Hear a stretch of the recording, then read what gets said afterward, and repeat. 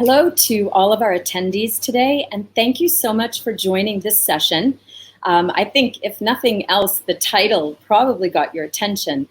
Science fiction or reality, using MT for media translations. Kind of very much the holy grail, in terms of the application of our latest technologies. I am delighted to introduce our speaker today, our expert, and she is Anna Zaretskaya. And Anna is the Director of MT Strategy and Implementation at TransPerfect. And I'll tell you why I think that's a big deal in a moment. Anna has been at TransPerfect since 2016 as first a machine translation training coordinator, and that was after finishing her PhD in translation technologies and user needs at the Universidad de Málaga.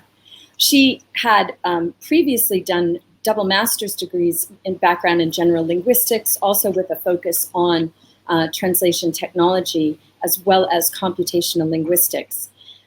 What really struck me as I looked at Anna's background and her preparation for today's session is that she combines an absolute pure and applied knowledge from an academic perspective, from a scientific perspective, with hands-on expertise in one of the more demanding operational environments in the world within TransPerfect. Her publications, if you go out and check it out, range from everything regarding the MT model selection, thresholds for neural machine translation, post-editing, and really intriguing from her operational time, a hands-on look at the post-editing process inside, from the operational desk at TransPerfect.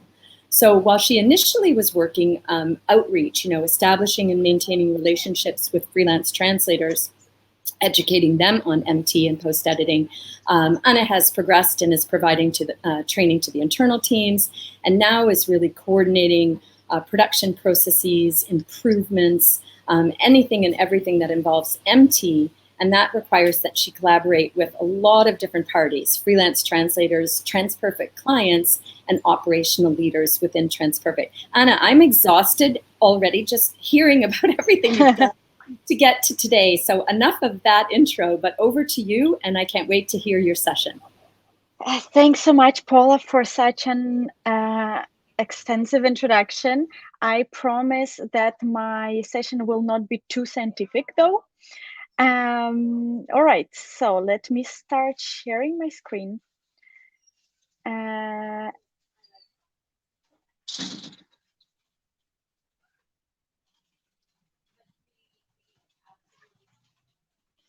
Okay, I think, well, just give me 1 second. Sorry about this one.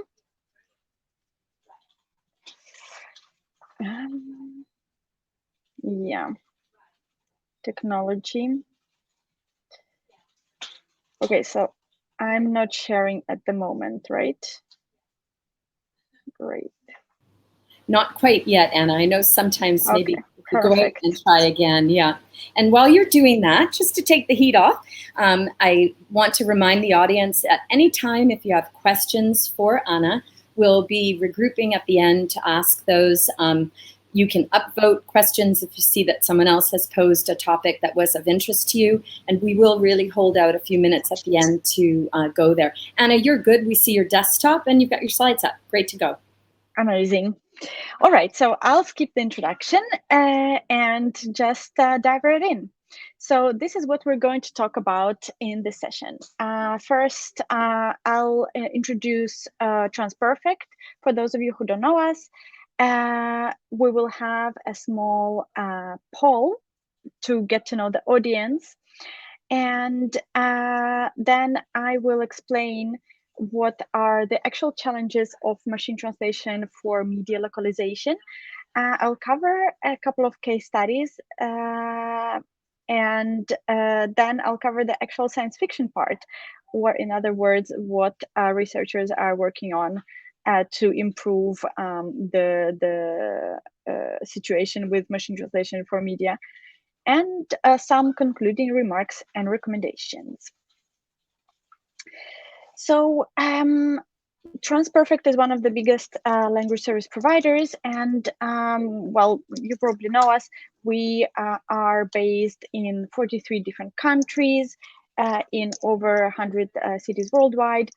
And really, what I want to stress here is that we actively invest in technology. And this includes both machine translation and AI, but also we have a big suite of applications and platforms for media localization. And in this presentation, I will cover a little bit how these two are combined. So when it comes to media, we do a lot of different things, such as media localization. And here we have subtitling, dubbing and voiceover, and SEO, transcreation, and really a lot of different services. When it comes to content creation, this is also something that we do for media. For example, strategy and concept, ideation, and so on. And we also have a group that handles video production. So this includes animation, but also shooting and editing, and really a lot of different things. So this is just to give you a broad overview of what we do for media. And really, let's not forget about the topic of the conference, which is Bounce Forward. There's no doubt that the pandemic has affected the area of media localization and localization in general. So in the past almost 2 years, we have seen a boom of media content that we receive for translation, right? And so this includes e-learning content. Of course, a lot of companies are expanding their e-learning practice. So this includes actually internal training for employees, right? But also just e-learning platforms. So internal communications, so now more and more, since we're all remote, these are created in form of videos, and of course entertainment content. So we all resorted to Netflix in the hardest moments of the pandemic, I believe. So because the volumes are growing so fast, our customers are looking to make their turnaround time faster, and they're reconsidering their quality requirements. And this happens, of course, with other content types, not just media. So just to give you an idea, some data, our media work grew in 2020 compared to 2019 by 64%. And in the following year, so this year to date, it grew 43% compared to 2020, right? So it's constantly growing. Right. So at the same time, we see all these titles in the news about machine translation and AI revolutionizing the subtitling industry and localization for media, right? So Zoom will add real-time translation for a voice. There is a project that is funded by European Commission for speech translation, and in general, automatic speech recognition and machine translation are revolutionizing subtitling industry, right? So of course, this is because people resort to technology to process all this growing media content in a cost-efficient way, and in general support different media scenarios with this technology. All right, so we have the first poll for you, actually. And the question is, are you using machine translation for subtitles and media content in your organization? And the answers are simple, yes or no.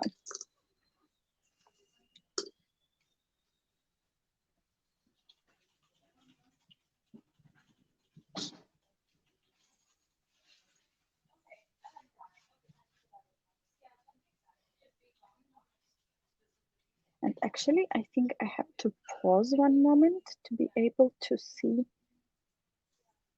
my screen as well. Okay.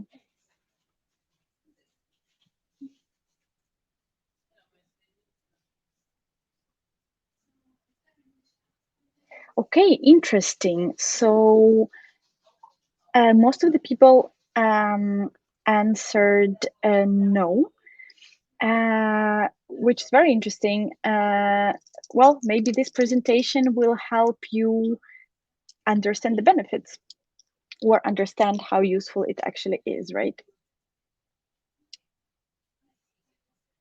All right, great. And then we have a second poll actually just right away.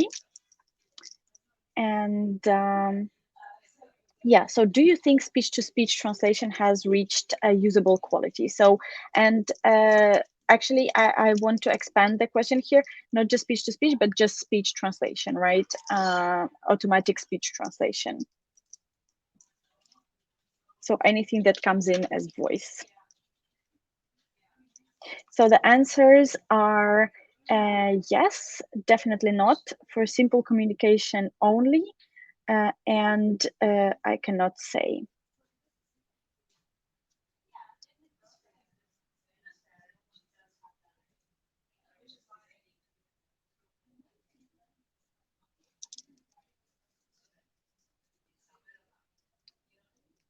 All right, let's give the participants a few minutes.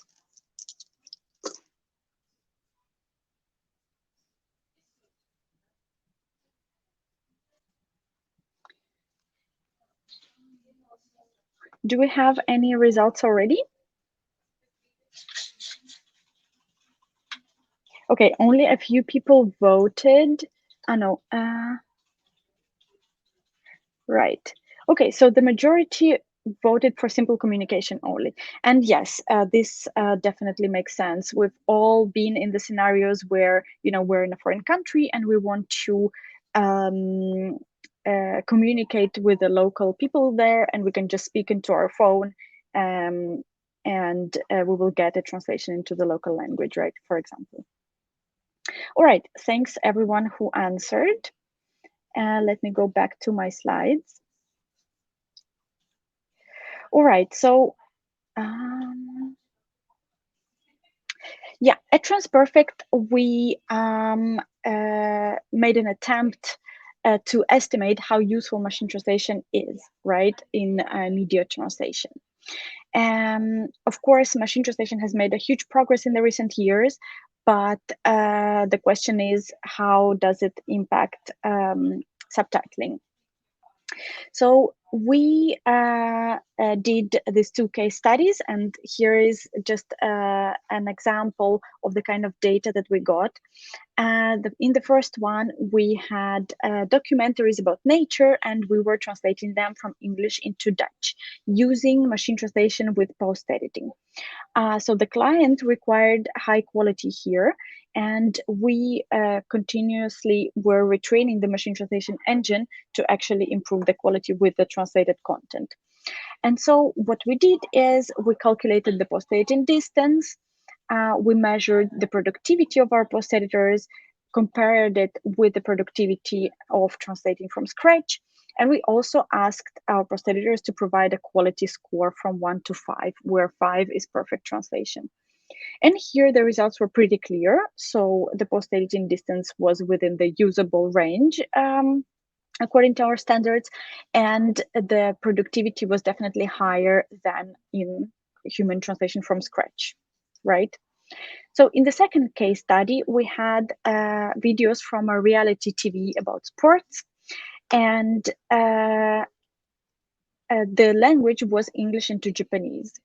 So here, we had to start with a generic, not trained machine translation engine because we didn't actually have any data to train it with. And the results were not that clear. So our post-editing distance was quite high. Our productivity when post-editing was actually, in one case, even lower than translating from scratch. And again, the quality scores were also definitely lower. And so what are the conclusions that we're making here? So machine translation can indeed be useful for the post-editing process to actually make the process more efficient, but it's not a matter of just plugging in any empty engine and providing post editors with the output, right? There are different factors that can influence it. And so the next step for us was actually understanding what are these challenges that make media content so difficult for MT. And these are the conclusions that we came up with. So first, the most obvious challenge for automated workflows involving media and machine translation is actually automatic speech recognition. So in many cases, when machine translation is applied in an automated workflow, what users would do is also use automatic speech recognition and then translate it with machine translation, right? So this scenario can provide a very noisy input for the machine translation, and it generates a lot of errors. So here I wanted to share a quick video. Let me try to do that. To just illustrate what kind of errors this can create.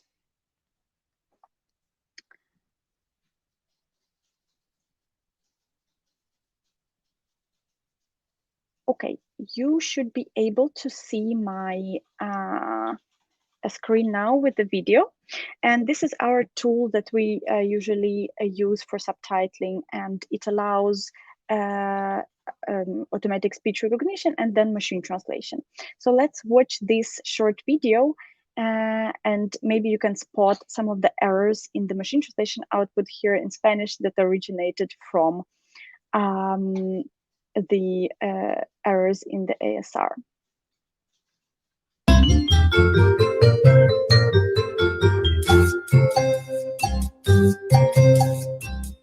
It's always important to remember to maintain eye contact when you're talking to your boss. Here's a binder of all the value props around going to the Global Link Next conference. So pretend I'm your boss. Walk me through the list, but be sure to maintain eye contact with me. Okay. Global Link Next is a... No. Eyes up here, buddy. The Global Link Next conference is a... No! Eyes on me. It's a conference about globalization and... Look, I don't think I can read it without reading it. Change tip 52 to know what you're going to say. And if you still need help convincing your boss to send you to Global Link Next, click that link, Tiger. These pants were brand new. That scotch is 18 years old. All right, so for those of you who speak Spanish, and apologies, I could only cover one language here, you can probably see how the errors in the actual source influence the translation. For example, instead of saying eyes on me, the system recognized eyes on name, and this created an error in the machine translation, of course. And then also the name of the conference, Global Link Next, was recognized as Global Inc. Next, and so on, right? So this is just to illustrate the importance of providing human level input to the system and reviewing the automatic transcription in case this is what you're opting for. Okay. Now let's go back to the slides.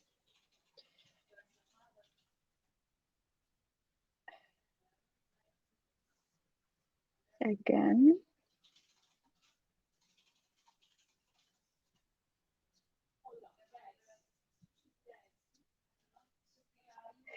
Okay, so that's the first challenge really that we see.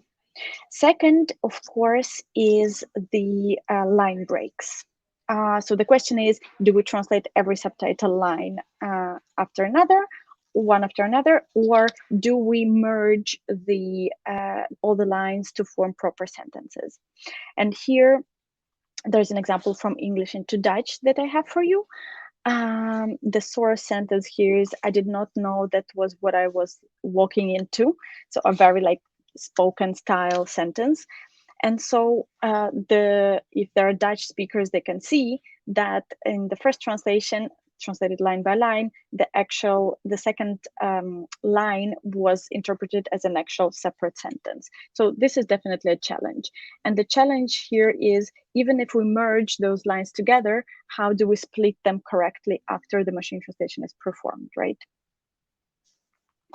So then the next one, also a very typical challenge for media, is length limitations. So when we're creating subtitles, they have to answer specific length requirements in terms of reading speed and character limitation.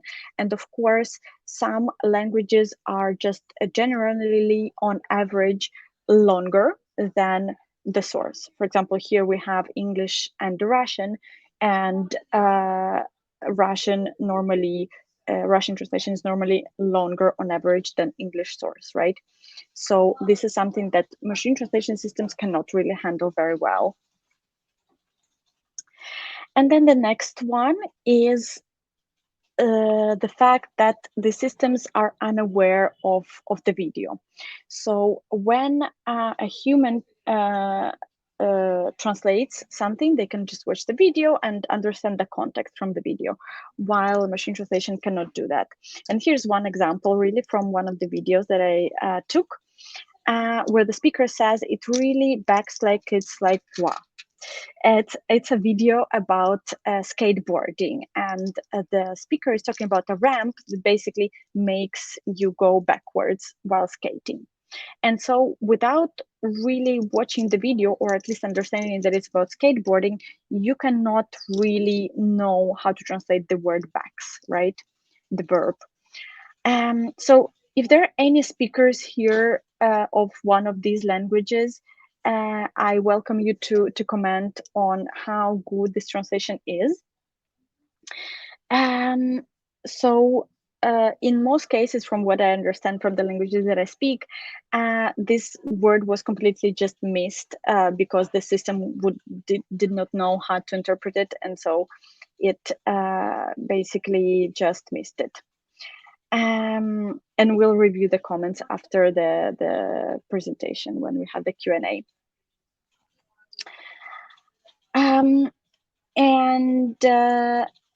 Another very big challenge for us is, how do we train machine translation engines for media? So in other kind of projects, we have industry engines, right? So we can have an engine for life sciences content, or we have an engine for legal content.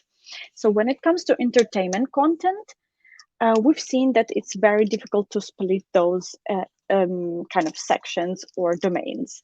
So do we create an engine for comedy and another one for drama? And where is the border between comedy and drama? How do we tag this content, and so on and so on? So all these are still questions that we're trying to answer. So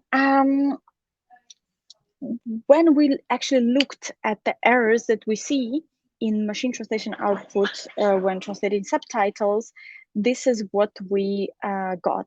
So in Russian, for example, most of the errors are related to mistranslations, and mistranslations specifically that are due to lack of context. So the system is unaware of the video. And then, of course, grammar as well. And I'm sorry, I'm rushing a little bit here. And for Japanese, the picture was very similar. There were more grammar issues, but most of the errors were related to just general mistranslations, or mistranslations that originated from the lack of context from the videos. And so the conclusions that we made here is that character limitations are definitely one of the biggest issues, mistranslations and grammar, just like as I said. All right, so we started looking into how we solve all these issues, right? And this is where the science fiction part starts. There are a few things that we are working on and other research in the field as well. So the first is so-called stitch and split. And this is what I explained about merging the sentence, merging the subtitle lines and translating the entire sentence as a whole, like in this example. Then another very interesting direction is so-called multimodal MT, where machine translation actually looks at the video and uses computer vision to understand what is in the picture, and this is also fed into the machine translation model. This is not used for video yet, but this is definitely coming soon. I think in other approaches include using biometric information about the speaker, for instance. So in Russian, for example, if you're talking in the past, the verb has to be either feminine or masculine, depending on the gender of the speaker. And so in English, it's not like that. So the machine translation system would actually need to see the video to understand the gender. And this is something that you can already incorporate in the machine translation model.